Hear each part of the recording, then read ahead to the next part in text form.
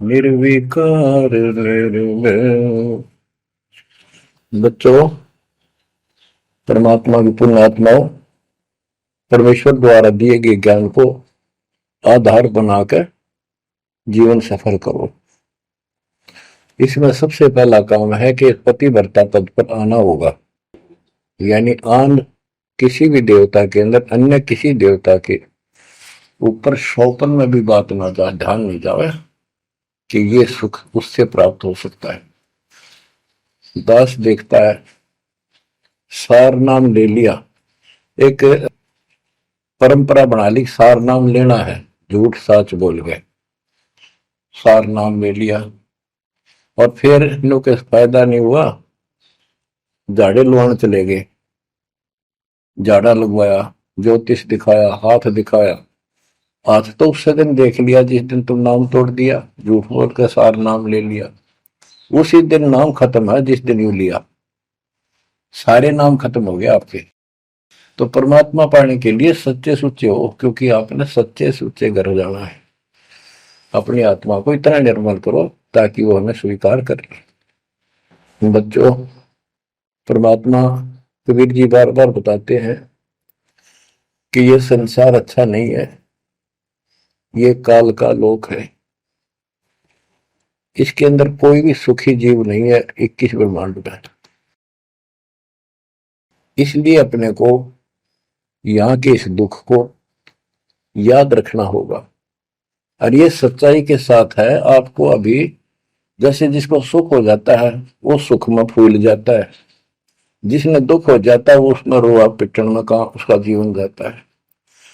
तो बताओ कैसे बात बढ़ेगी। ये ज्ञान आधार बनेगा आपके जीने का और आपके जीवन सफर में आगे बढ़ने का। इसलिए आपको ये ज्ञान बार बार सुनना पड़ेगा।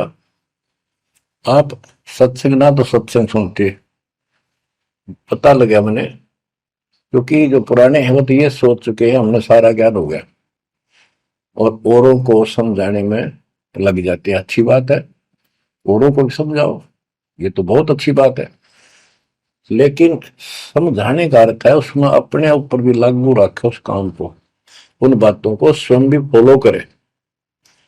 तो मुद्दास देख रहा कि ये फॉलो करते तो सार नाम लेकर नाम खंड नहीं करते। तो इसलिए फॉलो करो ये ज्ञान जो आज आपके ऊपर परमात्मा या डायरी कृपा की, आपको ज्ञान वही है जो पहले आपको हजारों सत्संग करके सुना रखा, और वो रिकॉर्ड हो चुका है, उसके वीडियो ऑडियो बन चुके हैं, उनमें आप सुन सकते हो। तो अब फिर नए सिरे से क्यों सुनवाना पड़ा आपको? आप ढीले पड़ गए थे, आप हल्के में ले चुके थे, सेवा जरूर करते थे लेकिन वह लगन कम हो गई थी आप। तो देखो, आपको परमात्मा बताते हैं कि ये गंदा लोक है, ना कोई रहा ना कोई रहेगा, एक दिन सब चले जाएंगे।